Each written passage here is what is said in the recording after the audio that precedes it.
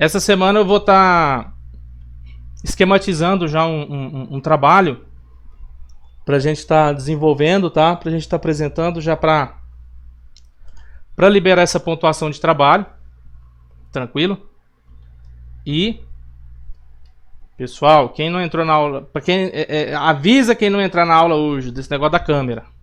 A semana que vem provavelmente vai ter mais professor comentando com vocês aí no transcurso aí da quarta, da quinta-feira e da sexta. Beleza? Eu quero um feedback de vocês. Como que tá a anatomia patológica? Tá tranquilo? Estão tendo muita dificuldade? Tô usando muita terminologia clínica? Ou tá de boa? Tá dando pra entender? Então tá bom. Qualquer coisa vocês falam, ó, doutor, não tô entendendo nada. Você tá falando uns termos aí que não sei nem onde que eu tô. Beleza? Que aí a gente vai simplificando, vai destrinchando, né? Tá? Porque eu tiro tudo de dentro do Robbins, de dentro do livro mesmo. E eu tiro da forma mais simplificada assim possível para ser compreendida, para não é questão de resumo, eu mudo a terminologia para ficar mais fácil, tá? Para entender, vocês veem que eu associo muito caso à clínica médica, à semiologia, para ficar mais fácil de a gente entender, para levar um pouco mais para a realidade. Beleza? Qualquer coisa, vocês podem me interromper aí. Fica à vontade. Bom, vamos lá. Nós vamos falar agora de morte celular. Doutor, mas você já não falou de necrose, de apoptose, não comentou de autofagia, né?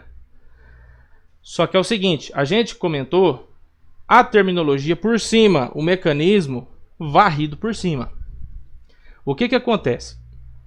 Esse capítulo de lesão celular, resposta adaptativa e necrose e morte celular, é o nome certo ali.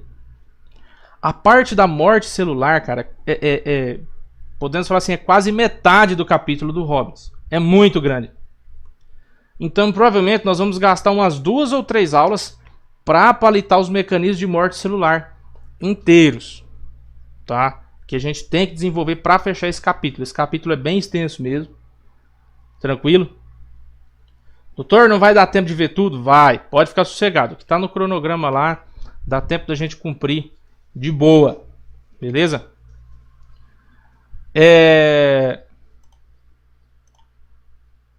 Eu já vou passar o material particionado para vocês, tá? Dividido certinho, para não mandar tudo embolado. Vamos lá então. Como a gente já viu falando da morte celular, né? Então, ouviu-se o termo constantemente necrose e apoptose. Temos que citar aquele mecanismo lesivo que vai provocar o dano celular. Então, o dano celular, chamado aí de mecanismo estressante celular, enfim, pode se falar aí por várias terminologias, né? Pode falar aí em várias circunstâncias. Uma delas, a gente fala que o dano, quando não é tão grave, né, a célula ela se readapta de uma forma reversível, né? Então, quando esse dano é reversível, a célula vai fazer uma readaptação. Beleza? Então, o que acontece aqui? A célula sofre essa readaptação, né? E começa a sofrer alterações morfológicas, né? Alterações essas, desde, não falando só morfologicamente, mas morfofisiologicamente. Porque você está tendo ali um dano celular que está provocando uma resposta, que está provocando uma readaptação da célula, e a célula começa a se readaptar com a própria estrutura dela. A estrutura externa, a estrutura interna.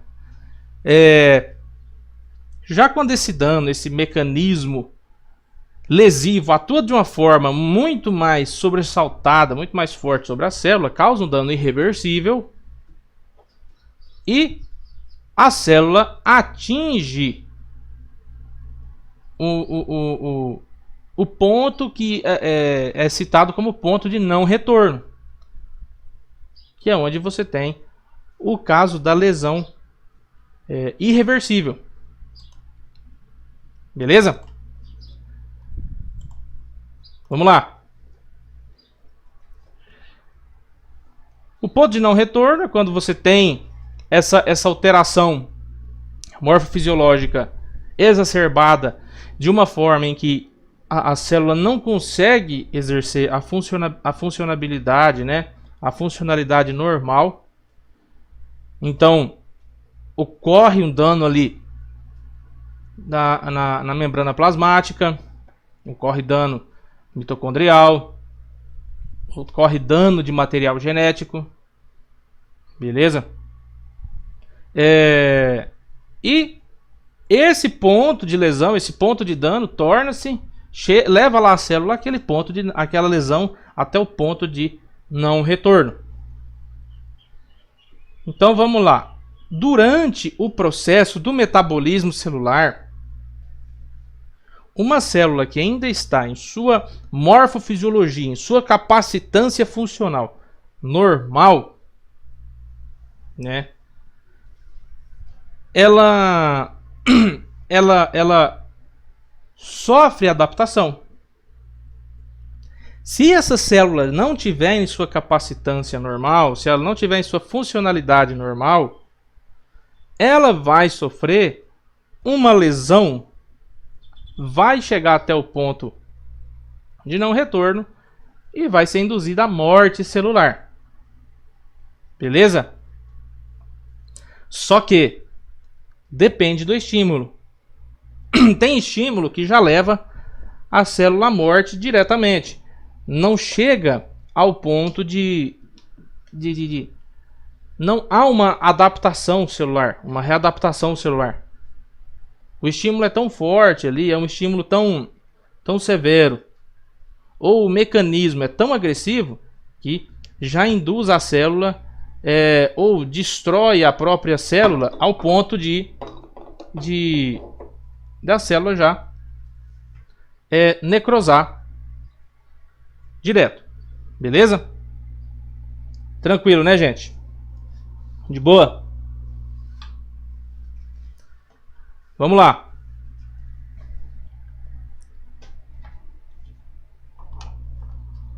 Eu derrubei café na minha mesa, cara. Tá de boa.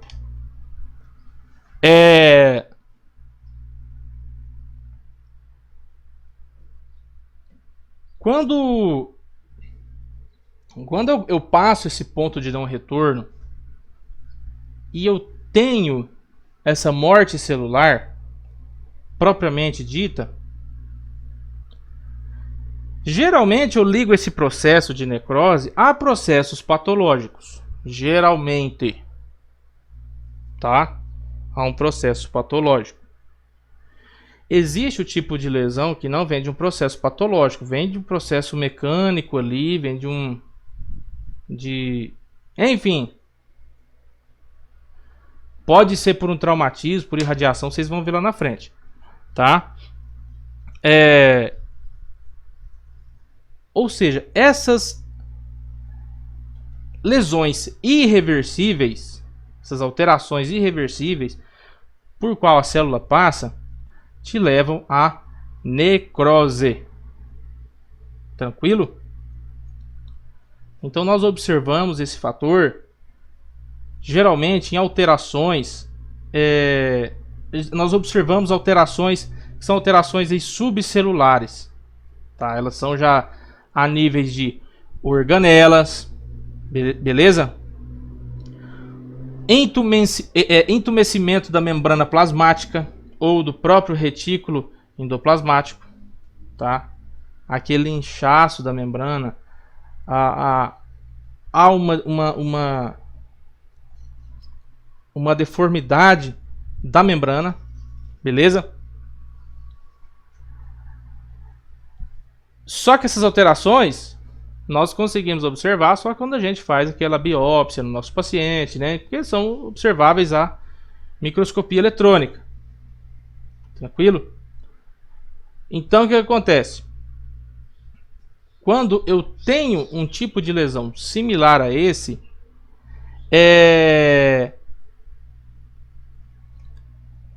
quando eu tenho esse processo que eu chamo ele de subcelular, ele sempre é associado à patologia, o subcelular, tá? Ele sempre é associado a um quadro patológico. Falamos da necrose, que é um tipo de morte celular. O outro tipo de morte celular é a apoptose, que, entre aspas aí, é a clássica morte programada. O que acontece? Essa morte programada, na maioria das vezes, ela é fisiológica, tá? Ela vem ali de uma própria determinação do conteúdo genético. Ela é programada, né, já no conteúdo genético da célula, que é para a célula morrer a partir de tal processo, a partir de tal tempo. Tranquilo? Então,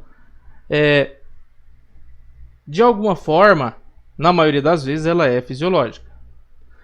Mas alguns processos patológicos podem induzir a apoptose. Tranquilo? Essa lâmina aqui, eu não sei se eu tinha passado para vocês. É uma lâmina que a gente observa que alterações, né, na lesão celular reversível e na necrose, tá? Então você tem aqui, nessa figura A, você consegue observar ainda que essa lesão celular levou a uma readaptação, né? Levou aquela intumefação de membrana. Tranquilo? Outra aqui, ó.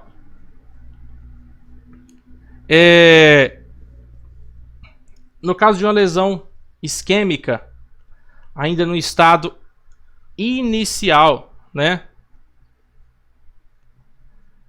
Nós observamos já essa membrana já sendo um pouco degradada. Beleza? O núcleo aqui, já a parte celular já sendo acometida. Tranquilo?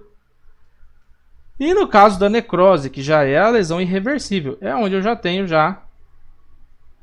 a perda total dos nucléolos. Já fragmentou a célula inteira, ó. Eu não tenho mais uma célula formada, eu tenho resquício de célula, eu tenho resto de célula, eu não tenho nem mais formato de célula aqui, ó. Tranquilo? Já já houve a degeneração total da célula. Tranquilo? Bora lá.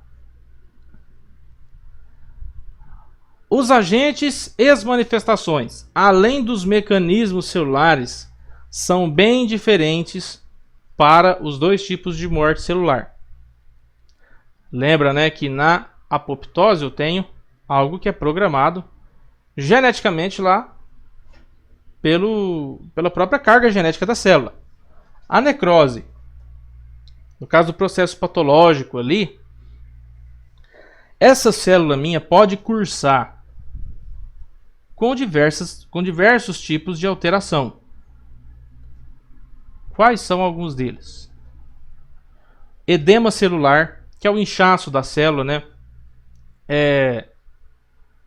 O próprio edema de membrana, edema de micro-organelas, beleza?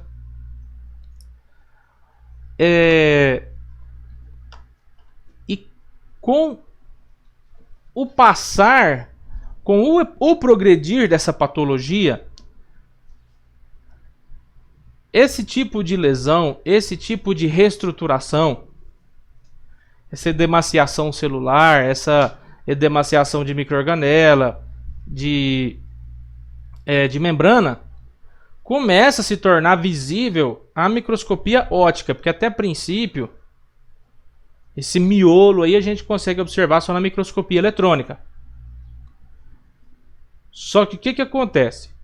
Na medida em que esse processo ele toma um progresso maior, eu começo a observar a ruptura dessa membrana plasmática e de membrana lisossomal. Tive ruptura de membrana, rompeu membrana do lisossomo também. Eu vou começar a ter destruição de material nuclear, beleza? Pelas endonucleases. Então o que acontece? Deixei até grifado aqui, ó. A característica principal na morte celular por necrose é a ruptura da membrana citoplasmática. Tranquilo? Grava aí. Necrose. Característica da morte celular por necrose é a ruptura de membrana citoplasmática. Vamos entrar na apoptose, para depois a gente começar a entrar na escadinha de estímulos.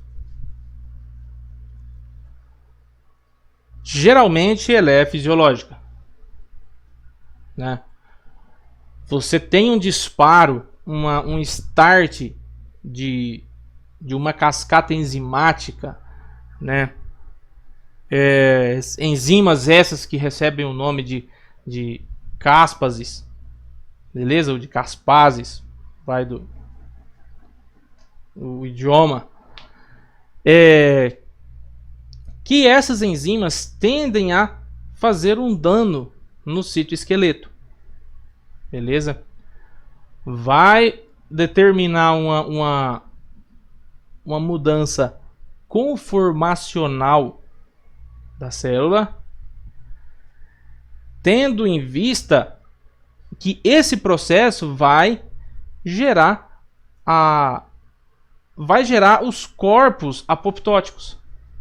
Não tem ruptura de membrana, beleza?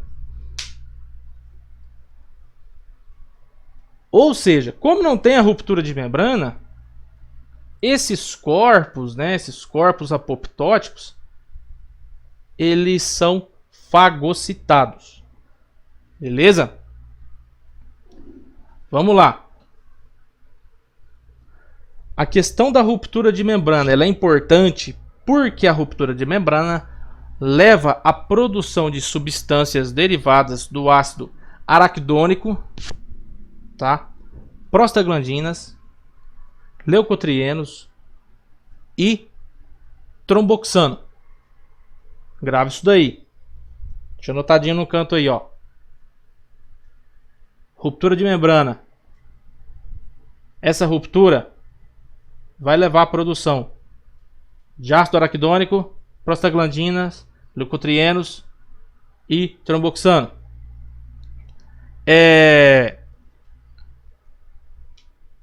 Alguns mediadores inflamatórios, né? E por isso que na necrose geralmente se observa inflamação associada. Por isso que na apoptose você não tem episódio inflamatório. Beleza? Por isso que na apoptose ocorre a morte celular e não acontece aquela cascata de inflamação que você vê associada na necrose, que que você vê associada em um processo patológico, né, na maioria das vezes. Por quê? Porque na apoptose eu tenho toda aquela cascata de enzimas sendo disparada, vai fazer dano do citoesqueleto, vai determinar a mudança conformacional da célula. Eu vou ter a formação dos corpos apoptóticos, isso tudo dentro da célula. Não tem a ruptura de membrana. Não tem exposição de núcleo celular. Beleza? Então, por isso que na apoptose eu não tenho a ação de prostaglandina, de ácido araquidônico, leucotrieno, tromboxano e algumas causas de dano celular. A gente comentou lá a diminuição do oxigênio, na hipóxia. Você vai fazer uma diminuição da respiração oxidativa aeróbica. O que acontece? Você diminui a produção de ATP. Beleza? Eu tenho uma diminuição da produção de ATP. Secundariamente a essa diminuição do ATP, da produção de ATP, eu começo a ter uma falha na função da bomba. Beleza? Vamos falar aqui um pouquinho dessa bomba para as coisas ficarem mais fácil. Para especificar bem para vocês, essa bomba, quando eu falo dessa bomba intracelular e na questão do ATP, eu estou falando aqui da bomba de sódio e potássio. Tranquilo? Eu começo a ter uma falha na bomba de sódio e potássio e na bomba de sódio e cálcio. Então o que acontece? Eu tenho uma alteração no padrão osmótico celular. Essa alteração de padrão osmótico pode ser que é o que vai fazer a tua célula inchar, a tua célula começar a reter água. Tranquilo? Porque eu estou tendo uma falha na bomba sódio e potássio e uma falha na bomba sódio e cálcio. Tranquilo? O exemplo da redução do fluxo arterial, alteração do fluxo arterial ou venoso, né? O paciente que tem aquela insuficiência respiratória e começa a perder uma capacidade de transporte de O2 pela corrente sanguínea. Então o que acontece? Aquele paciente, vamos levar para a clínica. Exemplo disso daqui para ficar mais fácil. O paciente que engasga, né? O paciente que tem uma ovácea, uma obstrução de via aérea por corpo estranho, se não desobstruído, ele cursa com a parada cardiorrespiratória. Na verdade, ele já teve a obstrução, né? Fez ali a parada respiratória, não está entrando O2 pela via aérea, então eu não estou tendo hematose. Eu não estou tendo troca lá de CO2 por oxigênio. Eu tive uma redução nessa carga de oxigênio que está sendo levada pela corrente sanguínea. Beleza? Ou seja, esse oxigênio que está sendo deixado de levar pela corrente sanguínea vai deixar de nutrir alguns órgãos vitais aí. Primeira coisa, vamos lá. Paciente engasgado. Obstrução de via aérea por corpo estranho total. Obstrução completa. O paciente entra em obstrução, tá, aquela fase agônica. O paciente depois ele desmaia. Pá, ele apaga. Tranquilo. O paciente desmaiou, por quê? O cérebro começou a sofrer por falta de oxigênio. Né? Próximo órgão que vai sofrer aqui e vai parar é o coração. Secundariamente a essa obstrução de via aérea aí que ocasionou essa hipóxia. Tranquilo? Então, diminui o fluxo. Diminui não, né? Vamos botar aqui que reduz drasticamente nesse exemplo desse paciente aqui. Você cortou a entrada de O2 dele, você bloqueou a hematose lá, zerou a hematose, faltou O2 na corrente sanguínea, pipocou o cérebro lá em cima primeiro, o paciente desmaiou, apagou, né? E depois o paciente vai cursar com essa parada cardiorrespiratória aí. Tranquilo? E aí, tem uma dúvida? Uma dúvida? Quer perguntar? De boa, né? Vamos lá. Agentes físicos. Trauma mecânico, temperaturas extremas, alterações de pressão, radiação e etc. O que acontece aqui, ó? Esse aqui é aquele episódio que eu falei para vocês que muitas vezes a morte celular pode não estar associada a patologias. O mecanismo ele vem de uma forma direta e lesiona a célula diretamente e a célula morre, tá? No caso do trauma mecânico. Beleza? A queimadura,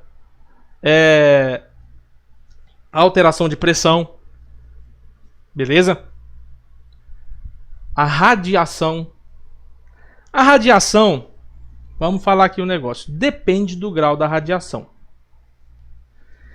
Existem graus de radiação e respostas celulares frente a esses graus de radiação. A radiação, quando muito forte, quando muito em um grau muito elevado, beleza, vai induzir a morte celular, tal, beleza. Mas quando essa radiação, dizemos, há uma dissipação moderada, pode causar um dano celular e essa célula começar a se readaptar e responder de formas distintas. É o caso daquele paciente que, vamos citar um exemplo, o paciente que tem aí câncer de alguma coisa, tá? E aí você puxa o histórico do paciente, ele trabalhava em uma empresa telefônica, tal, naquelas épocas mais antiga, né? E não tinha tanto aquele cuidado em exposição à radiação. O cara era técnico lá da torre, mexia lá com os painéis ligados. Então, tipo, todo dia o cara tava dando manutenção naquilo lá, todo dia recebendo aquela radiação constante. Beleza? Vamos falar aqui um negócio.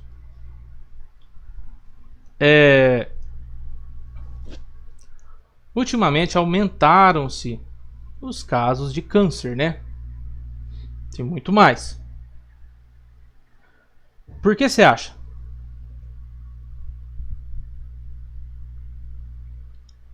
Né? Isso aqui tá o dia inteiro grudado com a gente. Isso aqui emite radiação. O Wi-Fi da sua casa emite radiação. Teu notebook emite radiação. Beleza?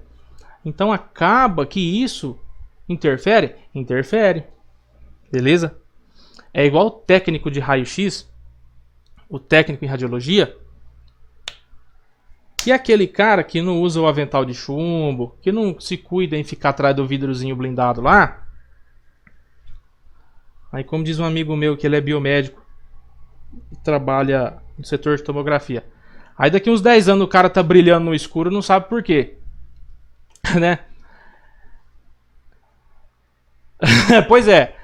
Não tem esse cuidado com aquela radiação que ele tá sendo exposta todo dia, né? Tá, não dá nada. Aí amanhã depois, o cara começa aí. O cara quer ter filho, não consegue ter filho. O cara já tá infértil. Tá? Começa a aparecer uns tumores esquisitos no cara. Meu. É relativo, né? Então você vê, a radiação tem esses estágios aí. Radiação muito forte que pode levar à morte em pouco tempo, como um mecanismo lesivo muito forte. Vamos citar o acidente com a usina de Chernobyl, né, lá na antiga União Soviética, onde explodiu um dos reatores. E quem foi a galera que se lascou primeiro? O pessoal do bombeiro que chegou para apagar o incêndio no reator. O reator mandando radiação daquele conteúdo, né? E radiação fervendo ali, só do bombeiro lá no meio. Na hora o cara não sente nada. Mas começaram a passar aí 40 minutos, 1 hora, começou o bombeiro a passar mal. Começou o cara a entrar em parada cardiorrespiratória do nada. Né? O cara começou a ter confusão mental. Começou a cair bombeiro com hemiplegia. O cara paralisa metade do corpo. Tontura. É efeito da radiação. Radiação muito forte. Tranquilo? Vamos lá. Agente químico e droga. O próprio oxigênio utilizado em uma dose em forma muito elevada pode ocasionar uma reatividade celular exacerbada. Outro gás aqui, ó, o gás cianeto. Gás cianeto. O cianeto, se eu não estou enganado, é o que o joalheiro usa para soldar joia. Gás aqui muito perigoso, tá? Já presenciei casos de suicídio com gás cianeto. Aí a gente tem agentes contaminantes aí, arsênico, mercúrio, a própria poluição do ar, né? Inseticida e asbesto, tá? Também é um derivado aí utilizado em venenos aí, tá? Asbesto, não abestado, é asbesto. O doutor já teve acidente com inseticida? Já. Na Índia, em Bhopal, explodiu um tanque de reservatório, um reservatório de isocianato, que é um dos componentes para fazer o inseticida. Foi mais ou menos tipo, não sei quantas toneladas de isocianato liberado no ar de madrugada, e o vento tava ventando para o lado da cidade, do lado da fábrica. Matou lá não sei quantas mil pessoas lá de madrugada, tá? Galera nem viu morrer. O álcool, né, o clássico dano hepático, beleza? Dano no sistema nervoso central. A cirrose hepática, ela ocasiona aí vários efeitos colaterais. A gente vai ver lá os efeitos da catabolização dentro aqui também nas aulas de necrose e apoptose, beleza? E outras drogas.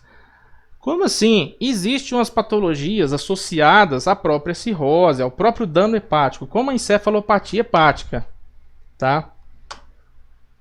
Agentes infecciosos que podem danar a célula diretamente, como bactérias, fungos, né? Ações parasitárias, que geralmente essas ações vão levar direto à necrose, beleza? O vírus já leva mais à apoptose, tá? Não é todo vírus que vai levar à apoptose, mas a maioria leva à apoptose, beleza? Algumas reações imunológicas, né? As reações anafiláticas. A reação anafilática, ela é uma reação alérgica que, se exacerbada de uma forma descontrolada, pode levar o paciente a um choque, né? A um choque anafilático, a uma descompensação circulatória aguda, beleza? Então você tem uma reação alérgica ao contato dessas proteínas exógenas, né? Ou ao próprio antígeno endógeno liberado de uma forma desenfreada, descontrolada, beleza? Algumas doenças autoimunes também podem levar essa necrose associada aí à reação imunológica também. A clássica rejeição ao transplante entra também nessa categoria da reação imunológica, beleza? E alterações genéticas, que é o próprio erro inato do metabolismo celular, beleza? A célula já nasceu ali pipocada. Alterações nutricionais, como a gente viu lá atrás, né? Anorexia, excesso de gordura, enfermidade que afeta diretamente o metabolismo, deficiência de proteína, tranquilo? Essa deficiência de proteína pode ser porque o paciente come pouca proteína, ou porque o paciente ele tem uma síndrome nefrótica. O paciente começa a urinar todas as proteínas que ele ingere, beleza? E geralmente esses mecanismos partem de um ponto sensível. Quais são esses pontos sensíveis? A integridade da membrana celular, a respiração aeróbica, que é lá na mitocôndria, a síntese de proteína e o próprio conteúdo genético da célula. Então, na irradiação, você pode ter alteração do conteúdo genético celular, beleza? Ou a própria ruptura, né? A própria desintegração da membrana celular. Vamos lá. Quando tivermos danos ocorrendo particularmente na integridade da membrana ou da cadeia respiratória, a célula tende a caminhar para lesões irreversíveis. Ou seja, na parte da respiração da célula ou o dano diretamente na membrana tende a ser uma lesão irreversível. E como é mediado essa lesão? Vamos lá. Oxigênio e radicais livres. Tá? Radicais livres ligados ao oxigênio. Aumento de cálcio dentro da célula e a perda da hemostasia, né, da homeostasia do cálcio. Hemostasia para sangramento. A homeostasia do cálcio, beleza? Você vai ter ali ativação de fosfolipase e endonuclease, né, que vai fazer aquela degradação. A depleção de ATP e qualquer tipo de defeito na permeabilidade da membrana, beleza? Eu não estou falando de ruptura propriamente dizendo aqui, não. Estou falando de defeito na permeabilidade. Então eu tenho aqui o meu cálcio extracelular. Beleza. Chegou ali um agente nocivo. Entrou na célula. Beleza? Pela permeabilidade que eu falei para vocês da membrana. Como esse cálcio entrou ali, eu vou ter um aumento dessa carga de cálcio no citosol. Então aumenta o cálcio citosólico. Tranquilo? Porque a membrana, a mitocôndria vai começar também a tacar cálcio para fora. O retículo endoplasmático granular vai começar também a ficar de olho aí no que está acontecendo aí com esse cálcio. Esse aumento desse cálcio citosólico vai fazer a ativação daquelas enzimas celulares que a gente falou lá atrás, ó, a fosfolipase, protease, endonuclease, ATPase, né? E vai fazer o quê? A fosfolipase vai diminuir o número de fosfolipídio. A protease vai fazer a ruptura da membrana e de todas as proteínas, ou da maioria das proteínas do citoesqueleto, que a gente começou a falar ali atrás. A endonuclease vai fazer aquela lesão diretamente no núcleo da célula. Endonuclease, endonúcleo, dentro do núcleo da célula. Tá? E a ATPase vai influenciar de uma forma direta na queda de ATP. Só que a queda de ATP também está associada diretamente ao número de ao número de cálcio lá, ao aumento do cálcio, porque o cálcio aumentado fez aumentar a transição da permeabilidade da mitocôndria. Então o que acontece? É um efeito cascata. Beleza? Vai aumentando o cálcio, a mitocôndria começa a aumentar a permeabilidade com respeito ao cálcio. E aí com a ATP cai mesmo. O fosfolipídio baixo, diminuído, e a ruptura da membrana e das proteínas do citoesqueleto vão levar à lesão da membrana diretamente. Aqui eu já começo a ter lesão de membrana celular. Tranquilo? Esqueminha de boa, né? Aquele episódio de hipóxia, né? A isquemia que a gente falou lá atrás, ela vai atuar parando a função da mitocôndria. Vai parar a mitocôndria, vai parar a cadeia respiratória celular. Então você parou a cadeia respiratória, meu, você vai brecar a função de fosforilação oxidativa. Beleza? Então vai cair a produção de ATP. O que acontece? Você começa a ver aqui nesse processo que já tem alterações fisiológicas ali no funcionamento das bombas. Bomba de sódio e potássio. Beleza? Sódio, potássio, ATPase. Começa a ter um acúmulo de sódio dentro da célula, que a bomba para de funcionar. Começa a mudar o padrão osmótico. Lembra que começa a mexer na permeabilidade da membrana? O que isso faz? Começa a haver ali um influxo de água para o interior da célula. Influxo. Para o fluxo de água. Então a água que está dentro da célula vai ficar retida, vai vir mais água porque alterou a osmolaridade, alterou a permeabilidade.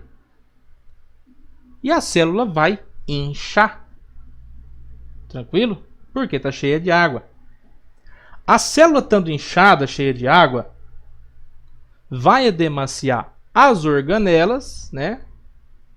As organelas vão piorar ainda mais a função mitocondrial, porque elas estão inchadas. Não está funcionando direito. Vai piorar a função do retículo endoplasmático rugoso. Beleza? Só que está falhando a bomba de sódio e cálcio também. Então o que vai acontecer? Aquele cálcio que já está alto dentro da célula vai aumentar ainda mais. Vai ativar mais ainda aquelas endonuclease, fosfolipase. Beleza? Isso vai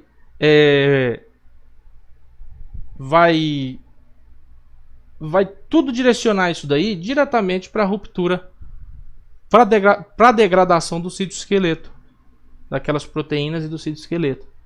Aquele esqueminha que a gente viu ali atrás. Beleza? Consequentemente, quando eu tenho uma queda, um break na produção de ATP, começa a haver um processo que chama um processo que é a produção ali de glicose anaeróbia. Então o que que acontece? Começa a ter uma superprodução de ácido lático e começa a haver uma queda no pH. Por isso que em alguns pacientes que têm lesão celular, o paciente de rabdomiólise, que sofre rabdomiólise, um paciente que começa a ter lesão celular, começa a ter degradação de célula, e consequentemente uma paralisação lá do rim por causa da mioglobina, é um paciente que vai estar com o ácido lático lá no teto, tá? O paciente pode estar acidótico também, pH tá baixo. Então você vê que uma coisa começa a puxar a outra. A própria falta de ATP degrada, compromete a ligação risossomal na parede do retículo endoplasmático rugoso. Começa a cortar essa ligação. Então você começa a ter também uma diminuição da produção de proteína. Beleza? Então a mitocôndria começa a sofrer com a isquemia, porque está chegando pouco oxigênio, vai diminuir aquela fosforilação oxidativa, diminui a produção de ATP. Diminui a produção de ATP, você vai diminuir a função da bomba, né? Da bomba de sódio. Diminui a função da bomba de sódio, aumenta o influxo de cálcio, vai começar a chegar mais cálcio, começar a chegar mais água, começar a chegar mais sódio, aumenta o efluxo aqui de sódio, de potássio, beleza? A célula incha, beleza? O retículo endoplasmático incha, tranquilo? Diminuiu o ATP também, o que vai começar? Opa, vamos produzir glicose aqui de forma anaeróbia, porque o pulmão nosso lá parou. Começa a subir ácido lático. Diminui glicogênio, né? Consequentemente, você tem uma diminuição do pH. Isso gera uma situação que chama agregação de cromatina nuclear. Diminuiu o ATP, o que faz também? Destacamento dos ribossomos, vai diminuir aquela síntese de proteína e vai fazer a deposição de lipídio. Beleza? Aqui já é o esqueminha com respeito à lesão da membrana, que é onde você tem uma queda de O2, consequentemente a diminuição de ATP, diminui o ATP, diminui a reacilação e a síntese dos fosfolipídios, tá? Consequentemente, isso daqui já está paralelamente ali, espécies reativas ao oxigênio, que vai fazer a peroxidação dos lipídios, tá? Vamos lá.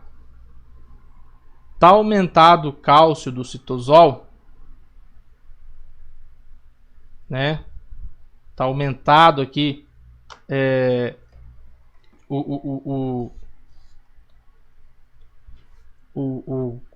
a situação tá mais exacerbada, né? Então você começa a ter uma ativação de protease.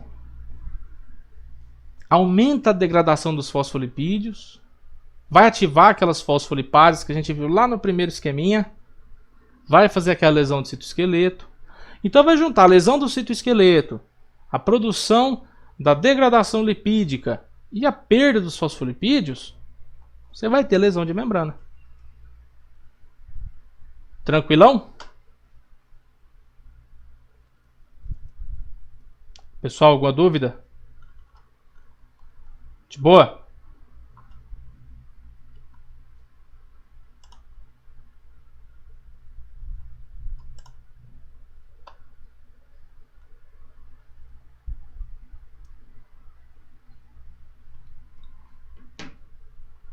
Pessoal, então vamos fazer assim.